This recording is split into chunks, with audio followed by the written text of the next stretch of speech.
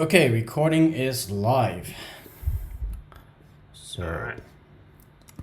hello everyone. It's been a while since we done one of these public meetings, but we have obviously the year is coming to an end, so we want to give you a update on what are some of the things that we've been doing in the last year in 2020, and some of the things that we're looking forward to getting accomplished in 2021. Along this, if you're watching this video on YouTube, you will see a roadmap that we have created. So this roadmap has a general outline of the direction we're heading towards again in 2021. So with me is the whole Novusphere team. They need no introduction, but I am going to introduce them anyway. So we have Asphyxia. Hello. There he is. We have the friendly ghost Asphyxia, and we have Brian, Hello, everybody. our math whiz, and we have Paul. Hey, everyone. How's it going? He's the one that takes care of everything that I can't. And there's me, Jack. So we can quickly go over what we've done in 2020, which is starting off the year. We roll out a big update on our interface, making it much cleaner. We had a mobile version that is much easier to use, and we have been iterating on it and improving on it. All throughout the year. We just rolled out another update last week that makes it much cleaner. We have all the spacings looking much nicer. And during the course of 2020, we introduced a lot of features like raindrop, like time lock content. These features that we are kind of testing internally, and we're looking to bring it to, once it's polished, we're looking to bring it to our token community so that they could use these tools to kind of energize the community and engage with the community to produce content for their projects. So another big thing that we did in 2020 is getting listed on Probit, one of the top exchanges in Korea, probably the top exchange in Korea at the moment.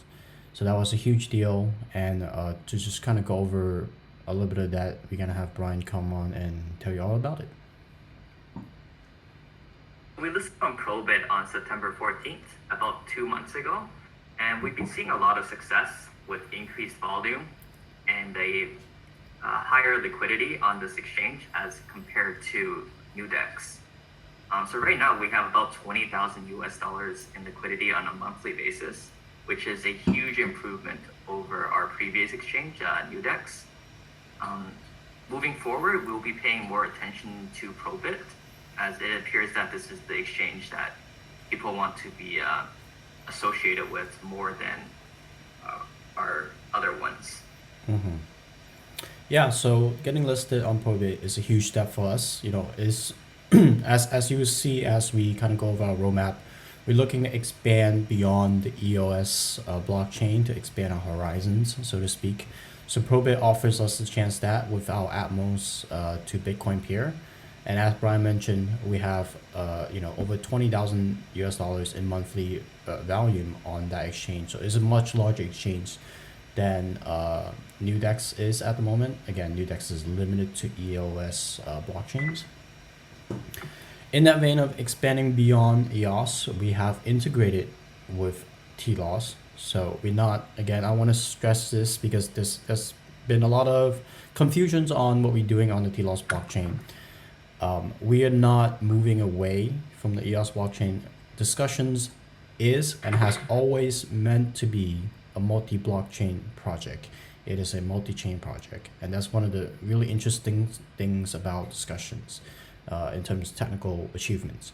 So this year, we in the beginning of the month, we submitted our worker proposal to launch on the TLOS blockchain, and we engaged with the the TLOS blockchain, and we engaged with the TLOS community to get their vote to pass our proposal, and we have successfully passed the first phase of our proposal, which gave us a grant of 100,000 TLOS.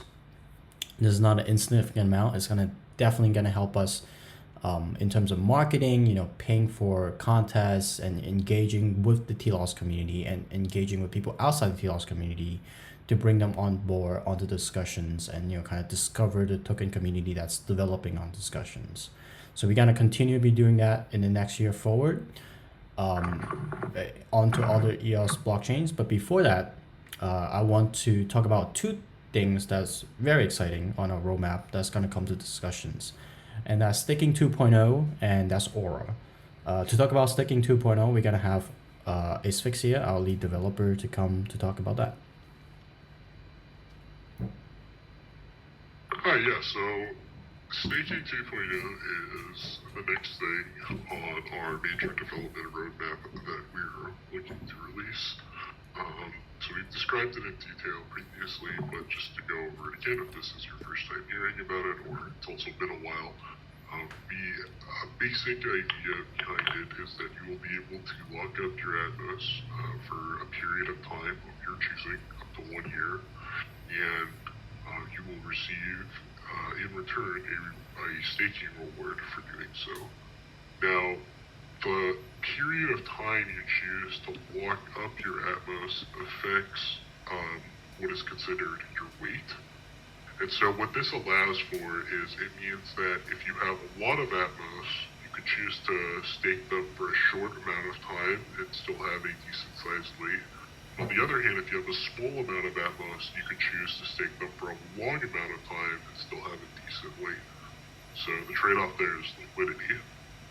And so what this allows for is allows for even the smaller token holders to receive a pretty good yield on their staked Atmos. So we're looking to launch this maybe in the upcoming month or so. We're just beginning testing on it internally now. And Staking 2.0 is really the kind of building block for the next system that we plan on releasing, which is Aura. So Aura is basically a reputation token that's associated with discussions that proves that you're a useful user and you've been doing things on our platform. And so you can almost consider it to be something that's essentially mined by using our platform. And what having staked Atmos does is it allows you to earn Aura at a faster rate than you normally would. And so this kind of then ties into some of our other systems that currently exist. So currently we have, for example, uploading images, and we recently just increased the limits that we had in terms of what the file sizes for images are. So you can imagine that if you have a higher amount of Aura, we can more so trust your account to be allowed to upload greater quantities without the risk of it being abused. And so this may open up things to supporting things like video uploading and a variety of other things in that regards. Just more on terms of limitations that we currently have in place.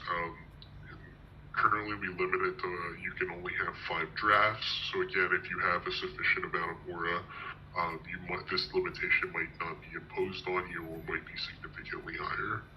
But it's not just going to be kind of uncapping things in the platform, which is what is all that Aura will do. We'll be introducing a bunch of new features onto the platform, which you can exchange your Aura for. It'll better help customize your experience on discussions and better personalize your user or identity on discussions. Right, exactly. And Paul, do you want to go into that a little bit more? Yeah. So one of the things we'll be releasing is it'll be like an Aura store, which you'll use your Aura to produce or purchase enhancements that can either be things that we've produced or even other user generated things that you may find interesting. We'll be able to allow. So essentially, Aura is a visual indication. Quickly, when you look at a user on discussions, you'll see that they have an Aura of a certain kind of color, essentially. So you'll be able to see, throughout this process of, browsing discussions, like who's a trustworthy user, who could just be a sock puppet, who could, who is actually putting time into the platform and is someone that is invested in the system. So a lot of what we're, going for here is that, we want users to be rewarded for participating in discussions, but we are trying to get away from, a lot of the problems with blockchain-based social media is that the tokens that people are earning are also, the governance token. So with our system, you're earning Aura. Aura has value within the ecosystem, but it's not designed to be, a standalone token, because essentially the supply is unlimited. Whereas Atmos is a constrained supply, and it governs, the rules of the platform, and token holders, people who hold Atmos, ultimately determine, the future of the platform. So with Aura, it really is designed to be, how can users enhance their experience on the platform. And as we introduce other features, we'll be showing how Aura plays into that. And so it's the missing piece in terms of how we allocate resources, but then also how users, can really differentiate themselves, particularly content creators, who come on this platform. And we want to be able to make sure content creators have a lot more resources. So this is going to be a pretty big move in terms of what we're able to provide them. So staking 2.0 and Aura are intrinsically linked, because we can't do the Aura system without our staking 2.0 system. So those you'll expect to see staking 2.0, and once that's ready to go and we've finished testing it, we'll be able to roll Aura out, pretty quickly after that. Right. So yeah, so you heard it here. So for Q1 of 2021 and possibly stretching into Q2, that's gonna be our focus. And with startup projects, especially like ours, things get a little muddier, because again, we're always looking at feedback from our users on what to do next. But beyond staking 2.0 and Aura, we do have a general idea of where we gotta take discussions. So that is, looking at supporting basic NFTs, right? NFT has been a huge force in cryptocurrency, that I think and the team thinks is still underdeveloped and hasn't reached its full potential yet. It took a while until DEX reached at kind of their moment, and we still technically isn't really there yet, but we're getting close. And I think the same thing is happening to the NFT space. So we are looking to support NFT, and we're looking at Wax, which is the most prominent chain for NFT support. They do have a similar proposal / grant system that we are looking to take advantage of. So we will be engaging with the Wax community and beyond. And beyond that, we are gonna finally commit to the little details on a unified ad system. So Paul is gonna have something to add on to that, but that's a system that we've been looking to launch for a very long time.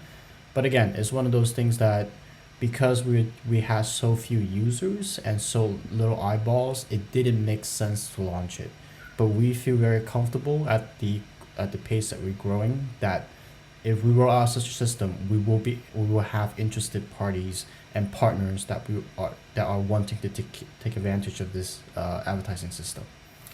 And lastly, Yes. Sorry, Paul, you wanna add on to Yeah, that? I'm just going to jump in and just say that the unified ad system, ultimately is a way to, support content creators directly. So it's designed to be peer-to-peer.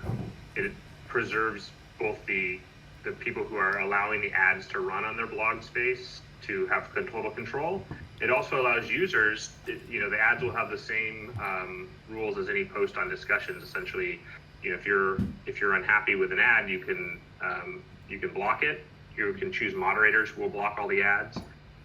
It's not designed to be intrusive, and it's certainly sticking with the mantra that we don't collect private information, and our ad system isn't designed to function based on mining your data. It's really designed to be more of a peer-to-peer personalization based on an interest you have. So if you're following a content creator and someone's interested in advertising on that person's channel, that's generally enough. You don't need to know the user's personal details to know that you need to know what they're interested in. So if they're interested in people who do video games or video game reviews or whatever it is, Yeah.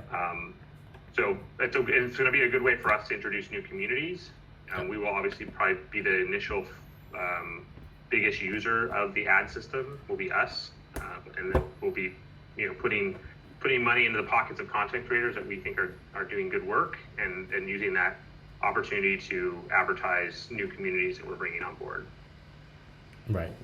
So again, Paul brought up the very, very important, kind of philosophy with discussions is going to extend with Unify Ad. This is not something like, Google Ads where we just kind of use Google system. This is going to be brand new system. The algorithm and the code will be transparent because it will be open sourced.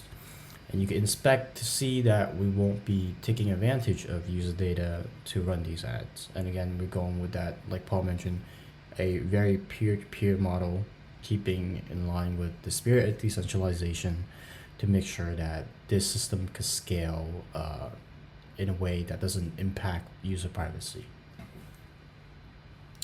And the last item on our roadmap is the Unify browser plugin.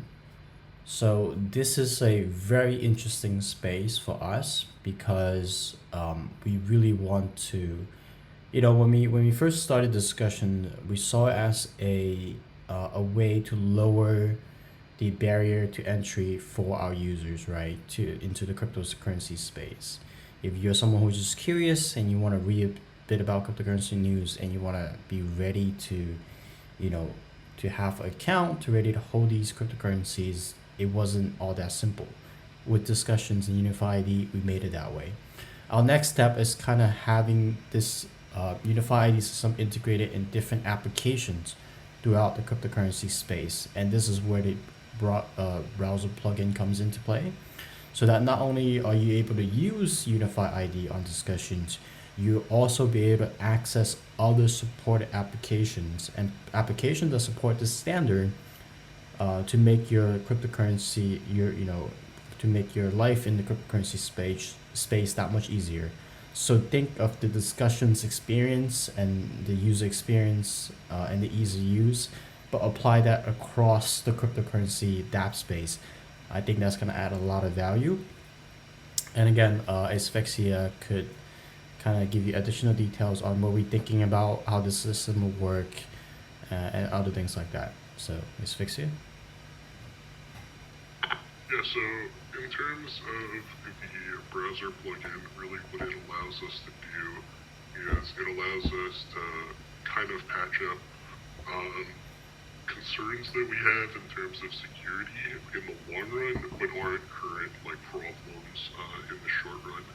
And the idea there is that over time, as our platform grows and we continue to integrate multiple different wallets, coins, tokens, etc., this will all fit in with our software, and it should make the process pretty seamless, and it should be pretty familiar in terms of using crypto wallets.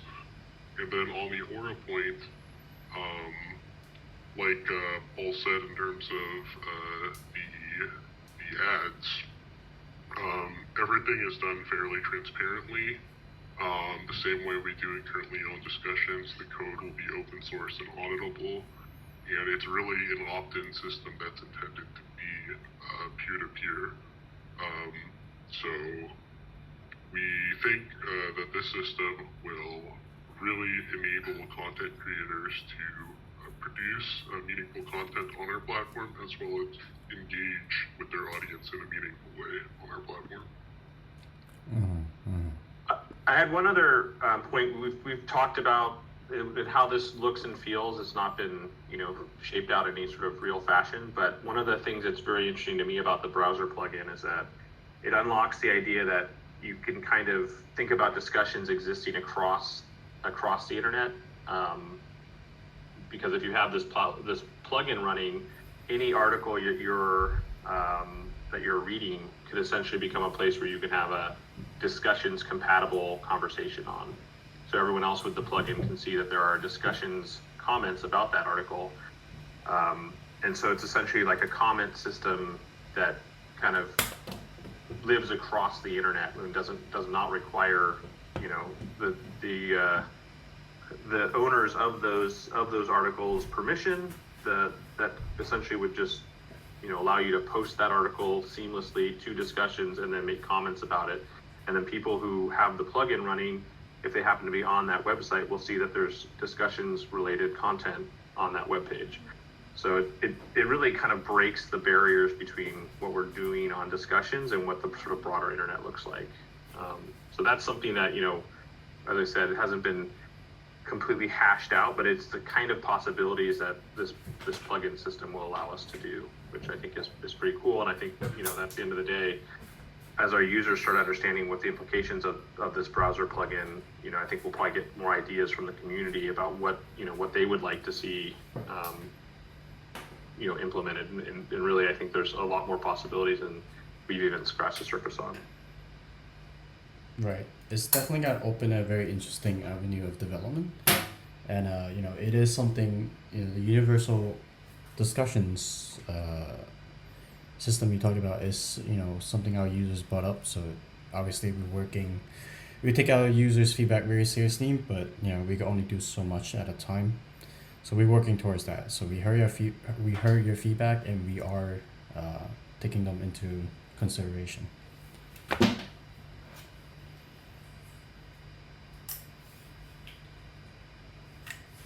Okay, cool. I think that's all our points on our roadmap. Does anyone from the team have anything to add? Something that they wanted to bring up previously? Well, I'm thinking I'm just going to post this roadmap as is in the announcements, and then I'll make a formal post on discussions that kind of recaps our conversation and add some color commentary to it, if that makes sense to everyone else. No, for sure.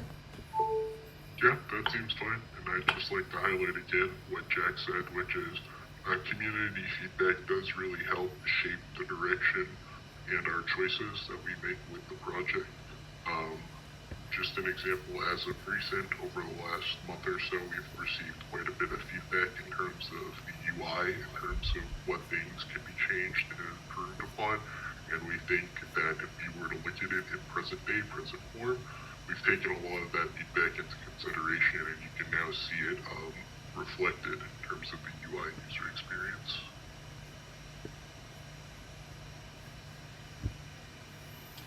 Yeah, I agree. I definitely think it took us a little while, but discussions UI is up to 21st century standards. And as soon as we get a little bit more investment, mobile app will be definitely the next thing on our roadmap, in case you're wondering where that is. Okay, with that, I think we're gonna wrap up the recording. If you'd like to stay behind and chat with us, the recording will be finished, so feel free to chip in. Team will be here to answer all your questions and just hang out as well. So thank you all for coming. Thanks to the rest of the team for participating, and we look forward to talking to you soon. See you, everyone. Hey, everybody.